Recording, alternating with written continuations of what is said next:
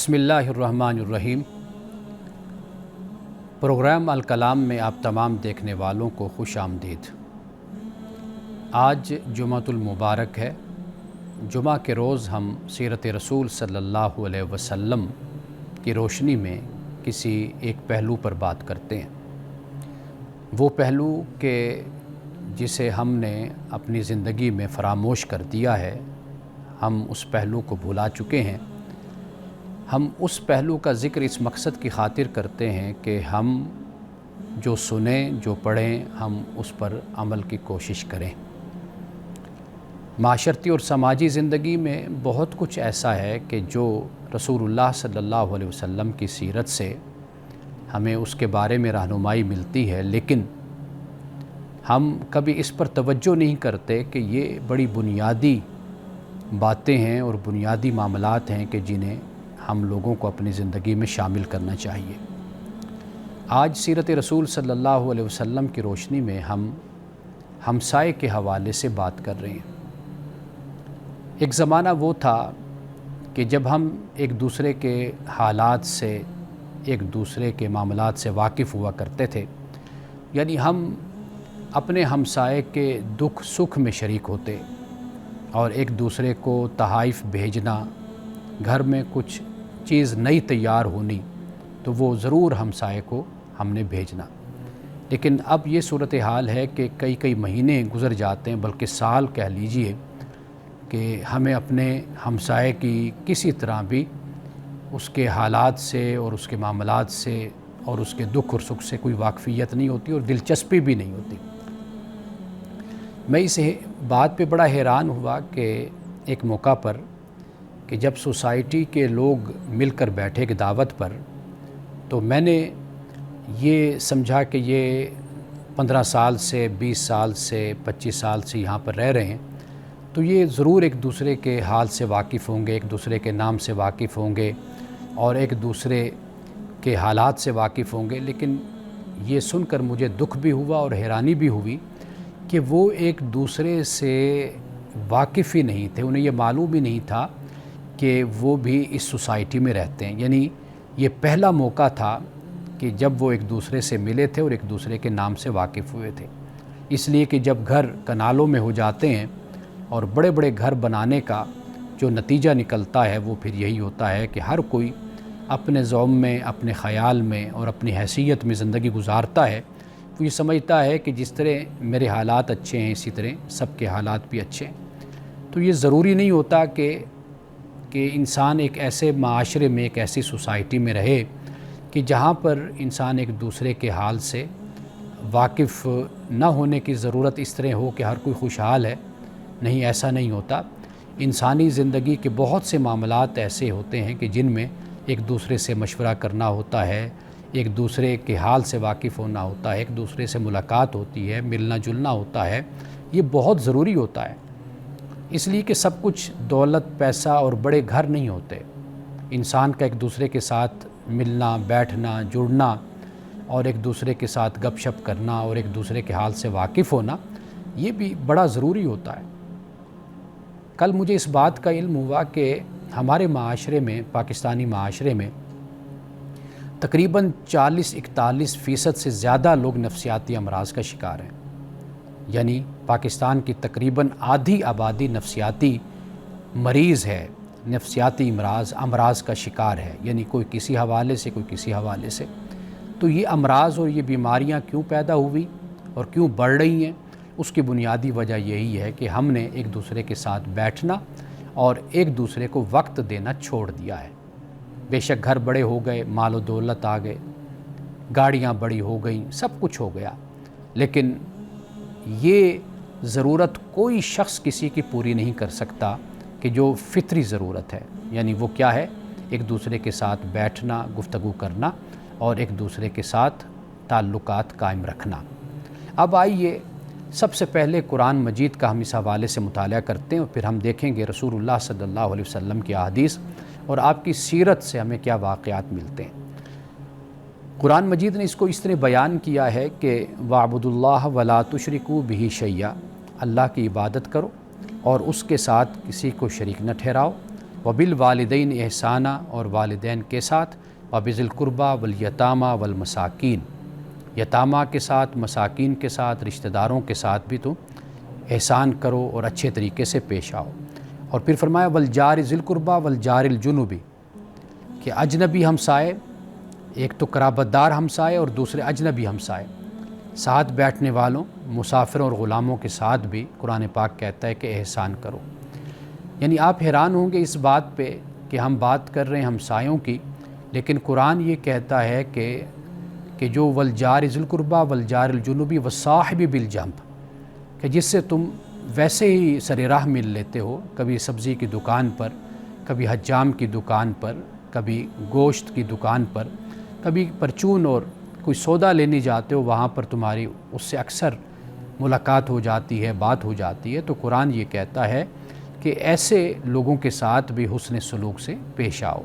اور قرآن مسافروں کی بات بھی کرتا ہے، حالانکہ مسافر ایک مرتبہ آتا ہے اور پھر اس کے بعد وہ چلا جاتا ہے، اور آپ نہیں جانتے، میں نہیں جانتا کہ یہ شخص کون ہے، کہاں سے آیا ہے، لیکن قرآن مجید اس کا بھی حق بیان کرتا ہے۔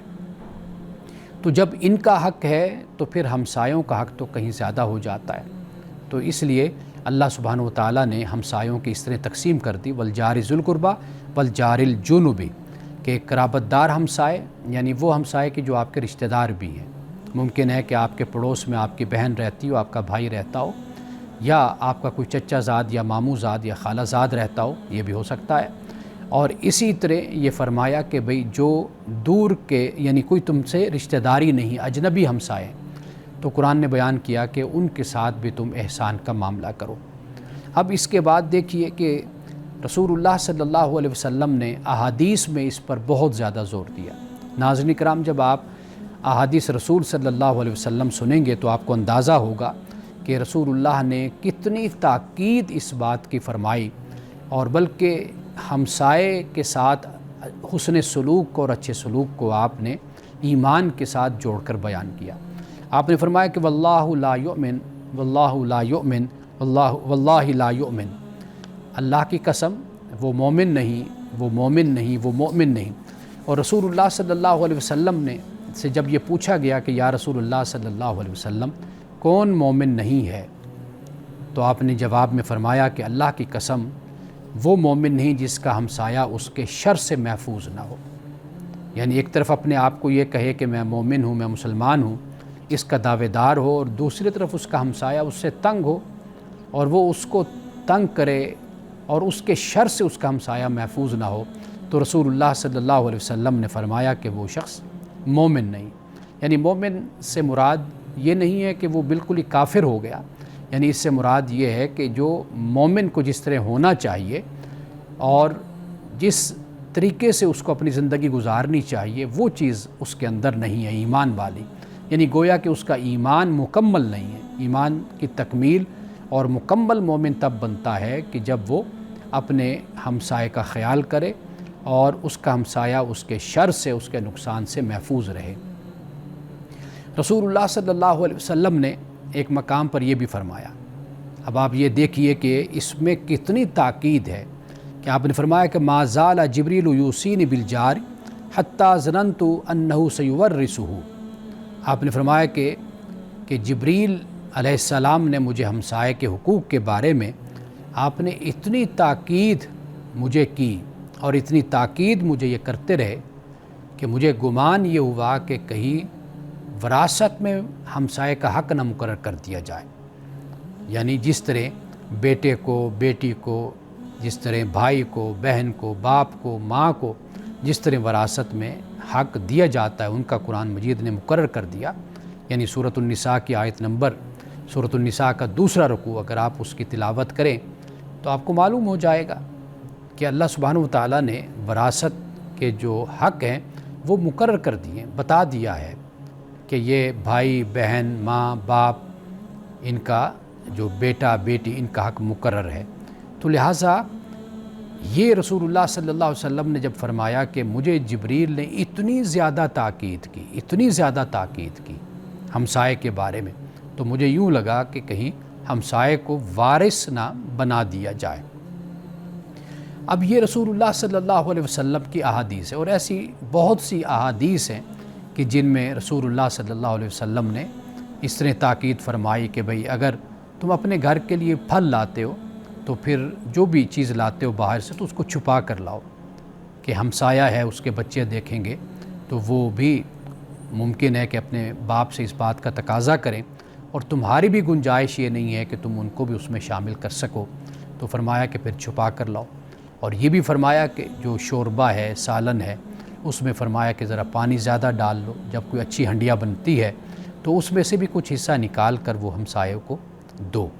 تو یہاں سے یہ بات سمجھ آتی ہے کہ رسول اللہ صلی اللہ علیہ وسلم نے جو تہذیب اور جو آپ نے معاشرت قائم کی، اس میں یہ نہیں ہے کہ انسان اپنے ہمسائے کو بھول جائے اور ہمسائے کا جو حق ہے وہ اس کو ادا نہ کرے اور اس سے تعلقات توڑ دے یا اس کے حالات سے بے خبر ہو جائے۔ ناظرین کرام، اسی موضوع پہ ہم مزید گفتگو جاری رکھتے ہیں، لیکن ایک وقفے کے بعد۔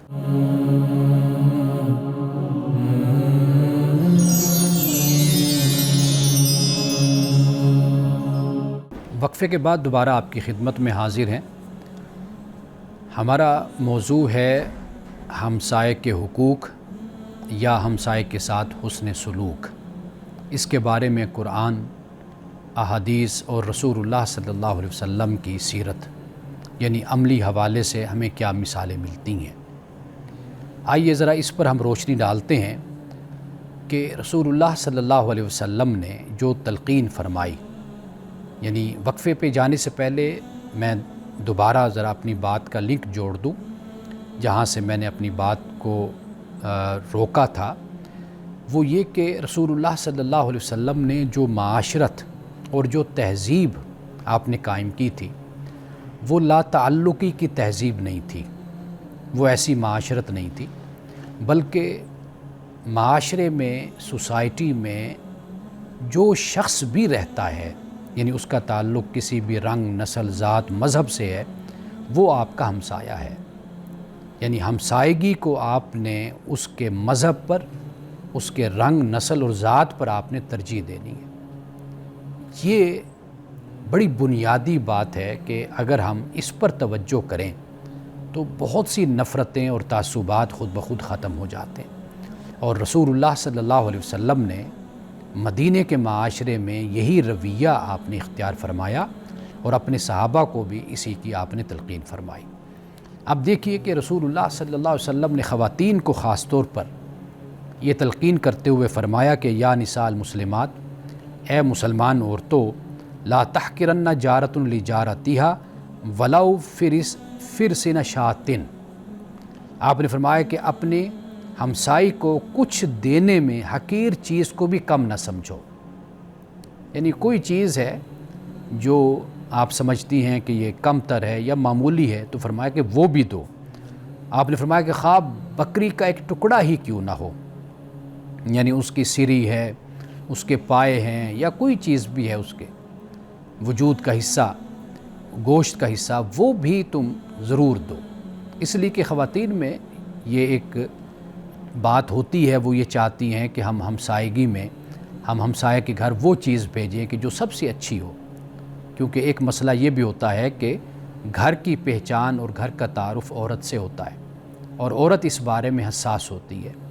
وہ یہ چاہتی ہے کہ بہترین چیز جب گھر میں پکے تو وہ پھر ہم ہمسائے کو دیں، تاکہ جب ان کے پاس وہ چیز پہنچے تو وہ کسی طرح کا کوئی اعتراض یا کوئی ایسی بات نہ کہہ سکیں۔ لیکن رسول اللہ صلی اللہ علیہ وسلم نے جو فرمایا، آپ کا یہ فرمانا در حقیقت اس پہلو پہ لاتا ہے ہم سب کو، اور اس طرف لاتا ہے کہ ہمسایہ جیسا بھی جو بھی ہے آپ نے اس کی خدمت کرنی ہے، آپ نے اس کے ساتھ ہمدردی کرنی ہے، آپ نے اس کے ساتھ خیر خواہی کرنی ہے۔ اس لیے کہ جو مدینہ کا معاشرہ تھا، واضح بات ہے کہ وہاں پر ہر بندہ خوشحال نہیں تھا۔ رسول اللہ صلی اللہ علیہ وسلم نے اس لیے اس بات کی تلقین فرمائی کہ افشوا السلام اطعموا الطعام، کہ سلامتی کو پھیلاؤ، یعنی سلام کو پھیلاؤ اور کھانا کھلاؤ۔ کھانا کھلانا اس وقت چونکہ غربت اور مفلسی کا ایک زمانہ تھا، تو لہٰذا رسول اللہ صلی اللہ علیہ وسلم نے اسی بات کی تلقین فرمائے۔ اب دیکھیے جو بات جو ایک حدیث میں پہلے ذکر کر چکا اشارتاً، اب اس کی طرف آئیے کہ رسول اللہ صلی اللہ علیہ وسلم نے فرمایا کہ جب شوربہ پکاؤ تو اس میں پانی زیادہ کر لو، یعنی جب کوئی سالن اچھا سا بناتے ہو تو پانی اس میں زیادہ ڈال لو، اور اپنے ہمسایوں کو بھی اس میں سے کچھ دے دیا کرو۔ اور یہ بھی رسول اللہ صلی اللہ علیہ وسلم نے فرمایا کہ ایک تو وہ حدیث جو میں نے بیان کی واللہ لا یؤمن واللہ لا یؤمن واللہ لا یؤمن، کہ اللہ کی قسم وہ مومن نہیں، وہ مومن نہیں، وہ مومن نہیں، کہ جس کے شر سے اس کا ہمسایہ محفوظ نہ رہے۔ لیکن یہاں پر ایک اور روایت کے ساتھ یہ بیان ہے کہ من کان یؤمن باللہ والیوم الآخر فلا یؤذی جارہ، فرمایا کہ جو اللہ اور یوم آخرت پر ایمان رکھتا ہے تو پھر وہ اپنے ہمسائے کو تکلیف نہ دے۔ اللہ اور یوم آخرت پر ایمان رکھتا ہے تو پھر وہ اپنے ہمسائے کو تکلیف نہ دے۔ اب یہاں سے یہ اندازہ ہو جاتا ہے، یہ معلوم ہو جاتا ہے کہ ہمسائے کے جو حقوق ہیں وہ ہر مسلمان کو چاہیے کہ ان کا خیال کرے۔ ہر مسلمان کو چاہیے۔ ہمارے ہاں ہم دیکھتے ہیں بدقسمتی سے کہ ہماری گلی کوچوں میں کبھی ایسا بھی ہوتا ہے کہ لڑائی اس حد تک پہنچ جاتی ہے کہ قتل و غارت تک نوبت آ جاتی ہے، یعنی ہمسائے آپس میں اس طرح لڑ پڑتے ہیں۔ اب یہاں پر اگر اس بات کو مد نظر رکھا جائے کہ اگر ایک ہمسایہ دوسرے کے حقوق کا خیال کرے، اس کو اذیت نہ دے، اس کو تکلیف نہ دے، تو کتنا اچھا وقت آپس میں مل جل کر انسان کا گزرتا ہے۔ ہاں، ہم نے اس کے بالکل مقابل یہ بھی دیکھا ہے کہ ہمسائے آپس میں اس طرح رہ رہے ہوتے ہیں کہ جیسے رشتہ دار ہوتے ہیں، جیسے سگے بھائی ہوتے ہیں۔ یہ بھی تعلق ہم نے دیکھا ہے۔ رسول اللہ صلی اللہ علیہ وسلم کے زمانے میں ایک صحابی آپ کی خدمت میں حاضر ہوئے، عرض کی یا رسول اللہ صلی اللہ علیہ وسلم، میرا ہمسایہ مجھے بہت ستاتا ہے، بہت تنگ کرتا ہے۔ تو آپ نے فرمایا کہ تم اپنا سامان گھر کا باہر سڑک پہ رکھ دو، گلی میں رکھ دو۔ تو انہوں نے اپنا سامان گلی میں رکھ دیا۔ اب جو شخص بھی گزرتا وہ پوچھتا کیا ہوا، وہ کہتے بھئی بس میں تنگ آ گیا ہوں، میں اب گھر چھوڑ رہا ہوں، میں یہاں سے جانا چاہتا ہوں، میرا ہمسایہ مجھے بہت ستاتا ہے۔ آخر وہ ہمسایہ کہ جب ہر شخص تک یہ بات پہنچی کہ یہ اپنے ہمسائے کو ستاتا ہے، تو آخر اس نے ہاتھ جوڑ کر معافی مانگ کر معذرت کر کے کہا کہ بھئی آپ اپنا گھر نہ چھوڑیں، آپ یہیں پر رہیں، میں آپ کو اب نہیں ستاؤں گا، آپ کو تنگ نہیں کروں گا۔ تو رسول اللہ صلی اللہ علیہ وسلم نے نفسیاتی حوالے سے بھی اس مسئلے کو اس طرح حل کیا کہ اگر جب ایک انسان ستاتا ہے، تنگ کرتا ہے، چونکہ ہم نے دیکھا ہے کہ جو قریب رہنے والا ہے وہی در حقیقت تنگ ہوتا ہے۔ جو دور والے ہوتے ہیں ان کے ساتھ تو بہت ہی اخلاق اور بڑی محبت کے ساتھ ان کے ساتھ پیش آیا جاتا ہے۔ جو آس پاس کے ہوتے ہیں، دور دراز کے ہوتے ہیں، تو ان کو تو نہیں پتہ ہوتا کہ ان کے آپس میں کیا معاملات ہیں۔ تو لہٰذا رسول اللہ صلی اللہ علیہ وسلم نے نفسیاتی حوالے سے اس مسئلے کو اس طرح آپ نے حل فرما دیا۔ اور ناظرین کرام، یہاں پہ میں یہ بھی عرض کرتا چلوں کہ رسول اللہ کی ہمسائیگی میں، اس سوسائٹی میں، معاشرت میں صرف مسلمان نہیں رہتے تھے، وہاں پر یہودی بھی رہتے تھے، اور بہت بڑی تعداد تھی یہودیوں کی۔ وہ کبھی کبھار رسول اللہ کو دعوت بھی دیتے تھے، اپنے گھر بلاتے بھی تھے، تو آپ کبھی ان کی دعوت کو رد نہیں کرتے تھے، آپ بلکہ ان کی دعوت پر جاتے تھے۔ اسی طرح ایک ہمسایہ تھا کہ جو رسول اللہ کو ستاتا تھا، تنگ کرتا تھا، تو آپ جب وہ بیمار ہوا تو رسول اللہ اس کی عیادت کے لیے تشریف لے گئے۔ جب اس نے رسول اللہ کا حسن سلوک دیکھا، آپ کا اخلاق دیکھا، تو اس نے کلمہ پڑھ لیا، وہ مسلمان ہو گیا۔ حالانکہ وہ جب رسول اللہ مدینہ تشریف لائے اور آپ نے وہاں پر مکان میں قیام کیا تو وہ ہمسایہ یہودی تھا، وہ آپ کے ساتھ برا سلوک کرتا، بد اخلاقی سے پیش آتا، لیکن رسول اللہ اس کو برداشت فرماتے تھے۔ لیکن جب وہ بیمار ہوا تو آپ سب سے پہلے گئے اور آپ نے اس کی عیادت کی، اس کا حال احوال پوچھا، تو آپ کے اخلاق سے متاثر ہو کر اس نے کلمہ پڑھا۔ حضرت عائشہ صدیقہ رضی اللہ تعالی عنہا، رسول اللہ صلی اللہ علیہ وسلم جب کوئی دعوت ہوتی تو آپ ان کو اپنے ساتھ لے کر جایا کرتے تھے۔ آپ کے جو پڑوس میں رہنے والے یہودی تھے وہ آپ کی خدمت میں ایک صاحب آئے اور انہوں نے کہا کہ یا رسول اللہ میرے گھر دعوت ہے، آپ تشریف لائیے۔ تو آپ نے کہا کہ بھئی عائشہ کے ساتھ میں آؤں گا، تو انہوں نے شاید اس کا انتظام نہیں کیا ہوا تھا، تو انہوں نے کہا یا رسول اللہ پھر تو یعنی یہ تو ناممکن ہے، اس دفعہ تو ایسے ممکن نہیں۔ پھر دوسری دفعہ پھر کسی وقت اس نے کہا، پھر آپ نے یہی فرمایا، اس وقت بھی پروگرام ملتوی ہو گیا۔ تیسری دفعہ جب رسول اللہ نے فرمایا کہ عائشہ میرے ساتھ ہوگی، تو تب اس نے کہا کہ بالکل آپ عائشہ کو، اپنی زوجہ محترمہ کو آپ ساتھ لائیے، تو رسول اللہ پھر ساتھ لے کر گئے۔ تو یہودی ہے جو رسول اللہ کی دعوت کر رہا ہے اور آپ اس کی دعوت کو قبول فرما رہے ہیں۔ اب آئیے اس بات کی طرف کہ کچھ عملی اقدامات، یعنی ہم نے اپنی گفتگو کا آغاز یہاں سے کیا تھا کہ آج کے دور میں اگر ہم ہمسائیگی کا تصور دیکھیں تو وہ ہمیں کچھ بدلتا ہوا نظر آتا ہے، اس لیے کہ پہلے لوگوں کے گھر چھوٹے ہوتے تھے، آوازیں بھی ایک دوسرے کی چلی جاتی تھیں، اور ایک دوسرے کا رونا یا خوش ہونا اس کا بھی علم ہو جاتا تھا، اور بلکہ کیا پکتا ہے اس کی خوشبو بھی پہنچ جایا کرتی تھی۔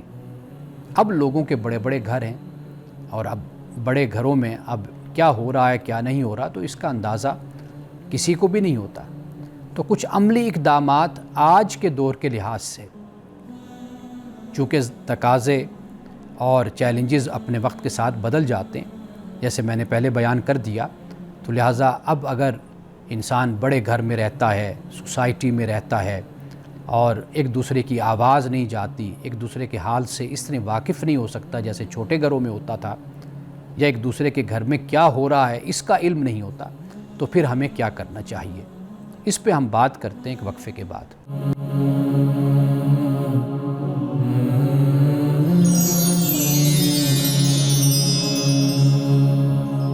آئیے اب اقدامات کی طرف، یعنی اس بدلتی معاشرت میں اور بدلتے رہن سہن میں اب ہمیں کیا کرنا چاہیے، یعنی ہم اپنے ہمسائے کے حقوق کا کس طرح خیال کر سکتے ہیں اور کس طرح رابطہ اور تعلق ہم قائم کر سکتے ہیں۔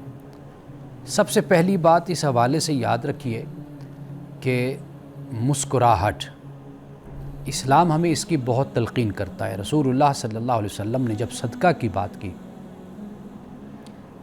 تو صحابہ نے عرض کی یا رسول اللہ ہمارے پاس دینے کے لیے تو کئی دفعہ کچھ نہیں ہوتا، تو ہم کیا کریں؟ تو آپ نے فرمایا کہ اپنے مسلمان بھائی کو دیکھ کر مسکرانا یہ بھی صدقہ ہے۔ تو اسلام اس کی بھی تلقین کرتا ہے، یعنی جب آپ گھر سے باہر نکلتے ہیں، آپ کو ہمسایہ ملتا ہے تو آپ سلام کر سکتے ہیں، آپ مسکرا کر دیکھ سکتے ہیں، آپ خیریت پوچھ سکتے ہیں۔ اس کی تعلیم بھی اسلام نے دی، جیسے میں نے آپ کو بتایا کہ افشوا السلام، رسول اللہ فرماتے ہیں کہ سلام کو پھیلاؤ، سلامتی، یعنی جس سے بھی ملو اس کو سلام کہو، اس پر اللہ کی سلامتی بھیجو۔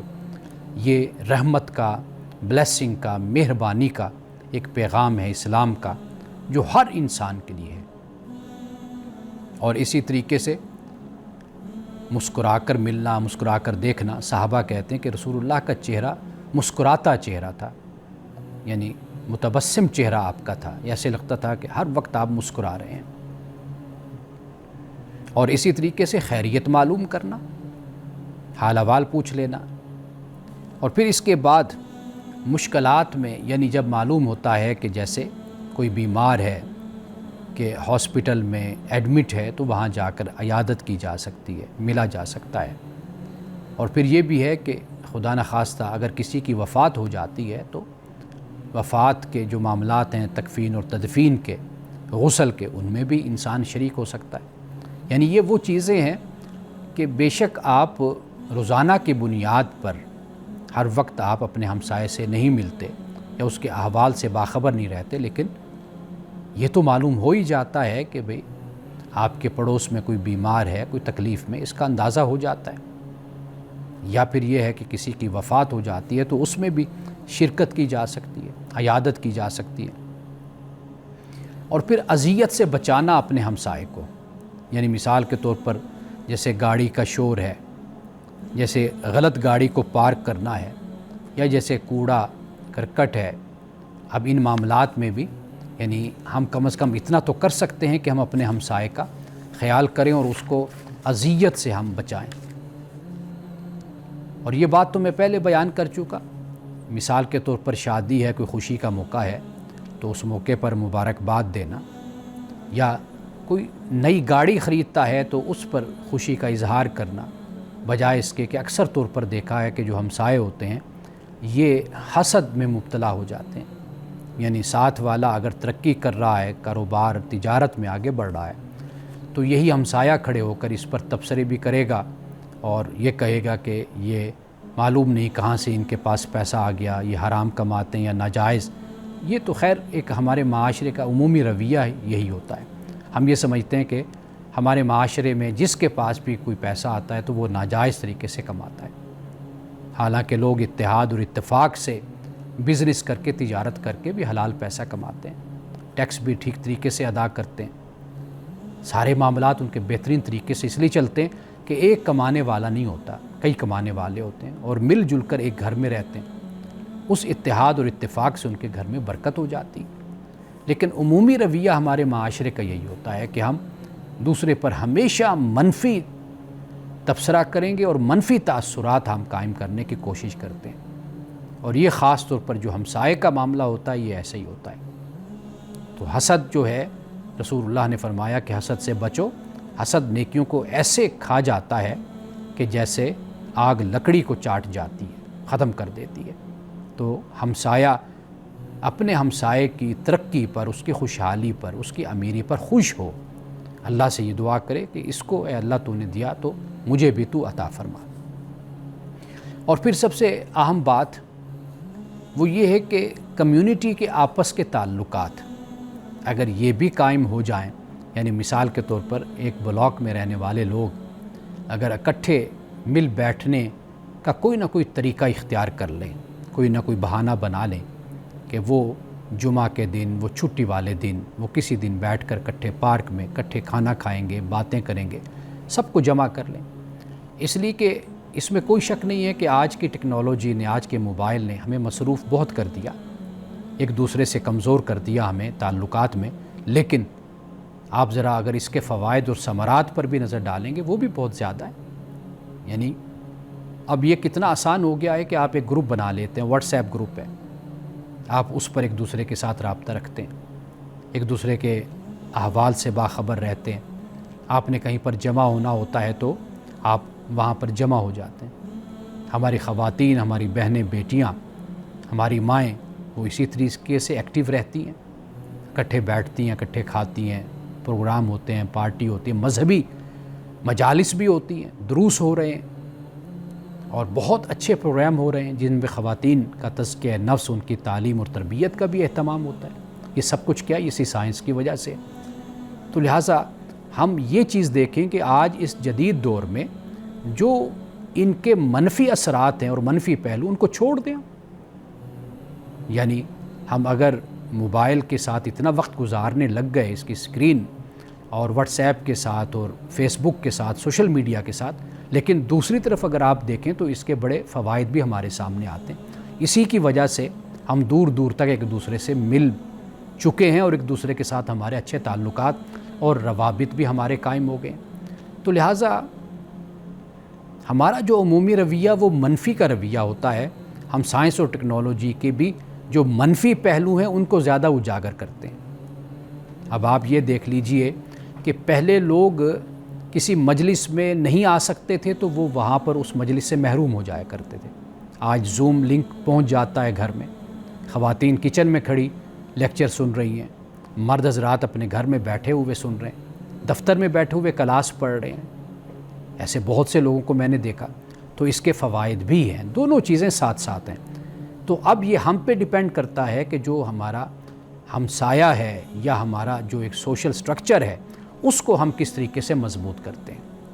اسی ٹیکنالوجی کے ذریعے سے ہم اس کو مضبوط اور بہتر اور مستحکم بھی کر سکتے ہیں، اور اسی کے ذریعے سے ہم اس کو تباہ بھی کر سکتے ہیں۔ تو لہٰذا رسول اللہ صلی اللہ علیہ وسلم کی احادیث اور آپ کی سنت، اور خاص طور پر جو قرآن کی آیت میں نے آپ کے سامنے رکھی، آپ اس میں دیکھ لیجئے کہ کسی طرح کی بھی کوئی تفریق نہیں ہے۔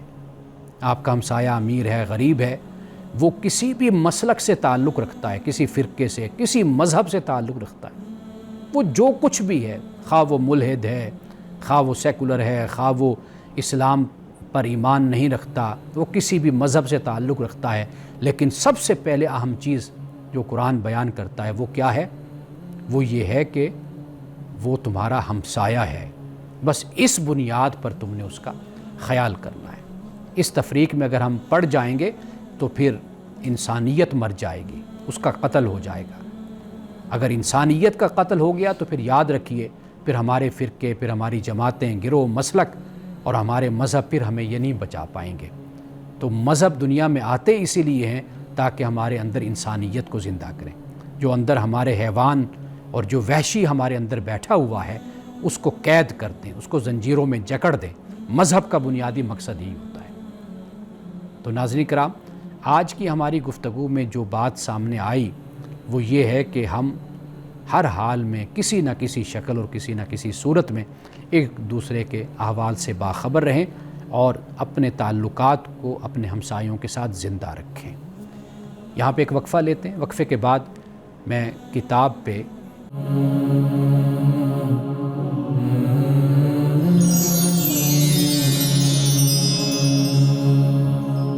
اس وقت میرے سامنے میری اپنی ایک کتاب ہے جو کئی سال پہلے میں نے تحریر کی اور یہ شائع ہوئی۔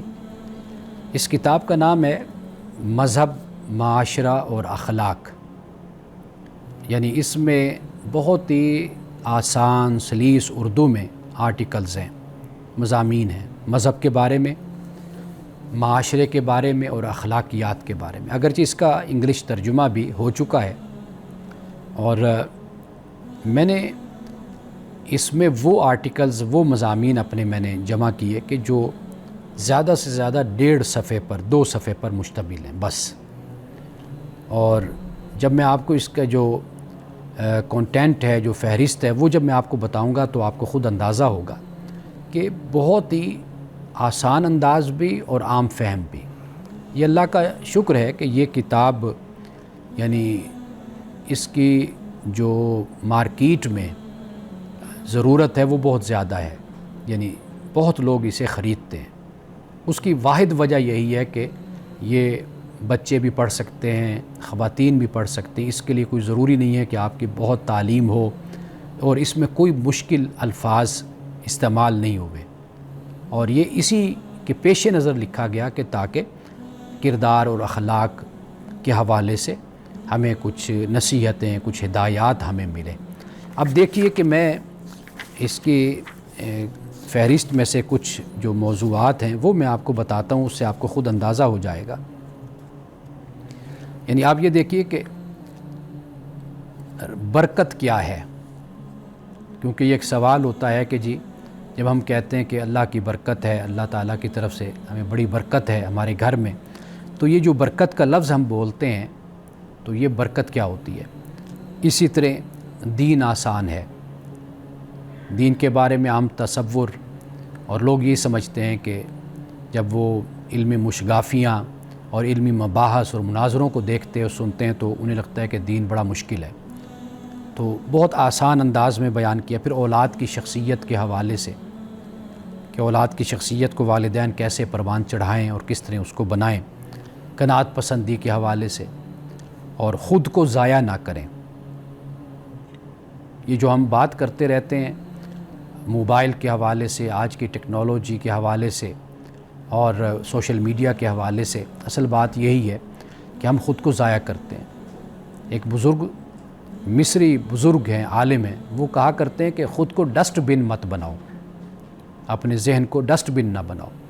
یعنی ڈسٹ بن سے مراد یہ کہ ہر ردی بات، ہر غلط بات اور فضول قسم کی باتیں جو لوگوں کی ہیں وہ تم اپنے ذہن میں ڈالے رکھو، اور ان پر تم پریشان رہو اور ان کے بارے میں سوچتے رہو اور غصے میں کبھی آتے رہو اور کبھی خود کو جلاتے رہو۔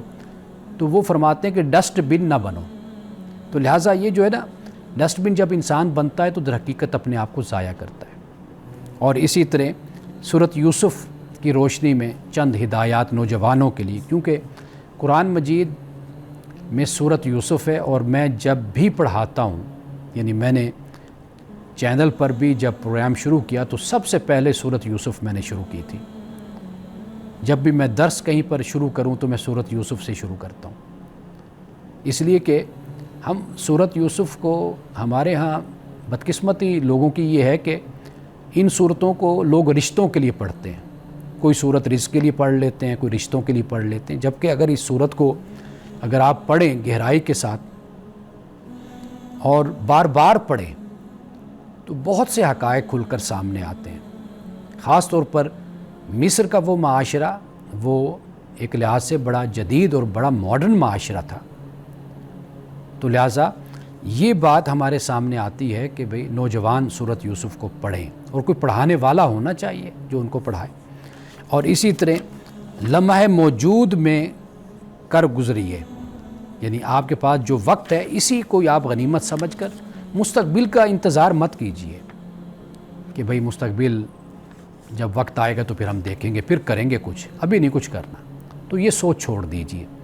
اسی طرح بزرگوں سے دوستی. ہمارے ہاں کے بزرگ وہ تنہائی کا شکار ہو جاتے ہیں, خلوت کا شکار ہو جاتے ہیں, ان کو کوئی ٹائم نہیں دیتا, وقت نہیں دیتا, حالانکہ تجربات, علم, مشاہدہ ان کے پاس بہت ہوتا ہے.